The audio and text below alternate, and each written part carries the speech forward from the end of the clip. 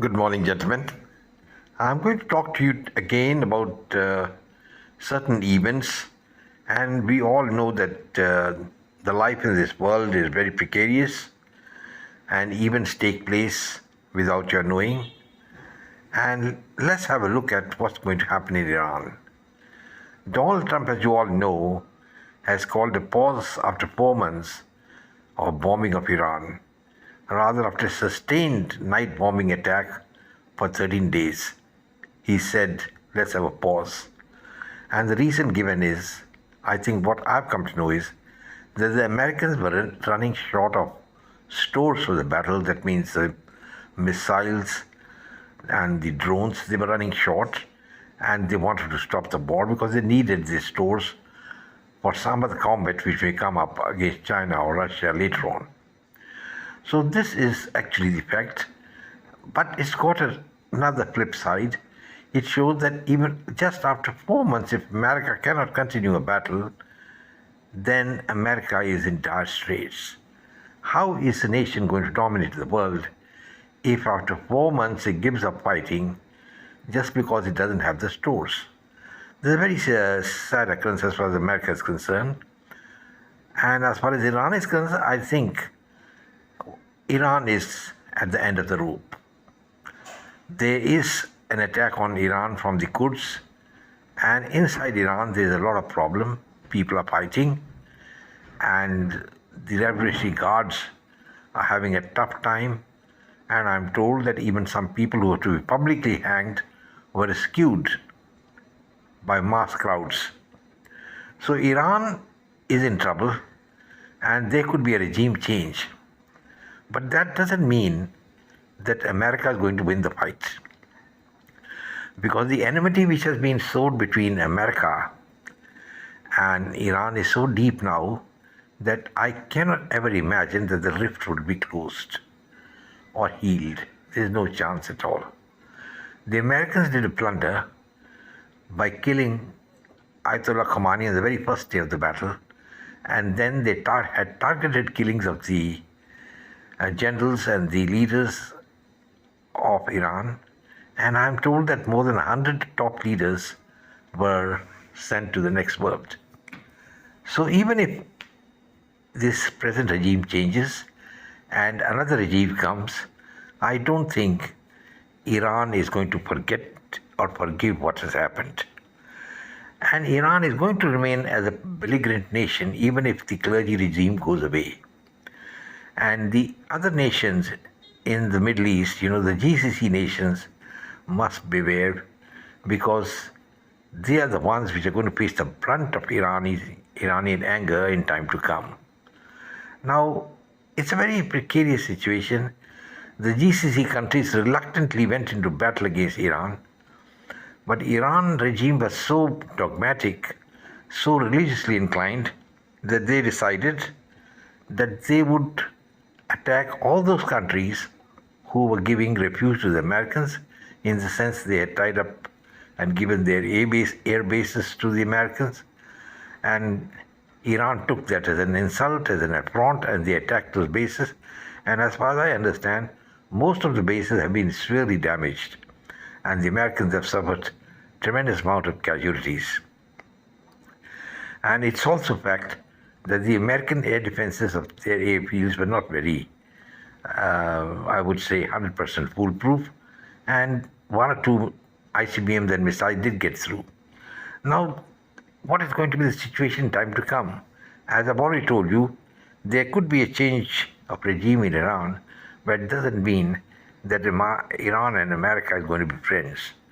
You see, for 46 years, Iran has developed a total dislike of America, and so has America had a dislike from Iran. And there has been propaganda among the people that people of Iran, that America is the great Satan and it should be destroyed.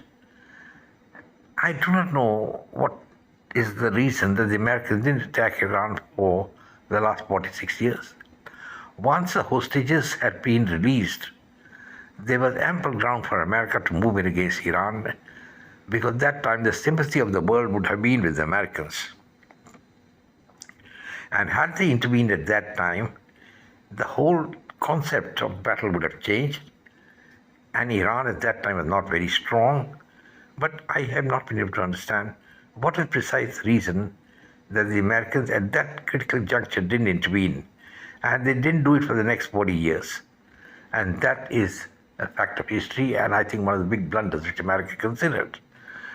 Donald Trump has come into power, and I don't think he's been successful as far as the nuclear fissile material is concerned.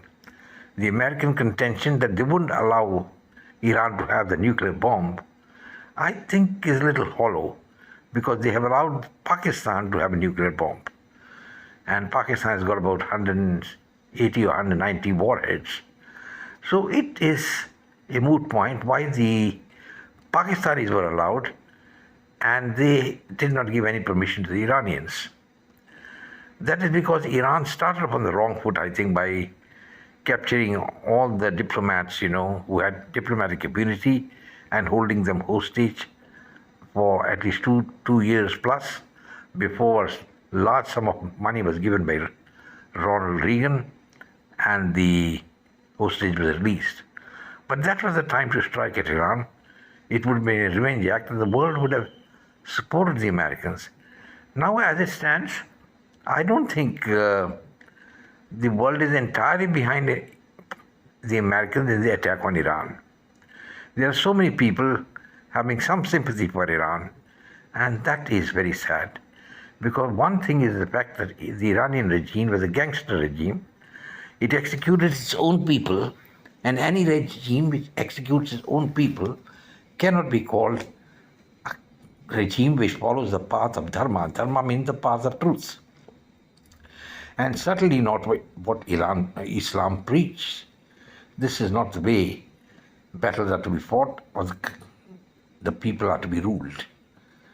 The Riayat-e-Medina, which is the ideal epitome of Islamic rule, doesn't propagate such hanging of people in the streets which the Iranians were doing.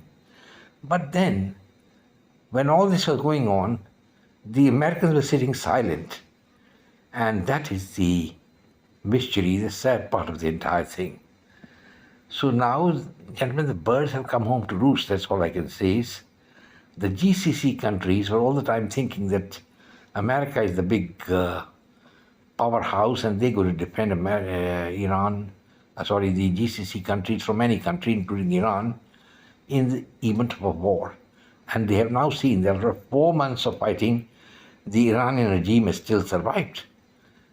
And if the Iranian regime can survive for all this period, it clearly shows that America is no longer the omnipotent power in the world. So perhaps one of the lessons of this war is that the Americans have slipped from their top position as the global power. The Russians, as you know, have already lost it by getting into battle with Ukraine and unable to beat Ukraine in 4 years of fighting.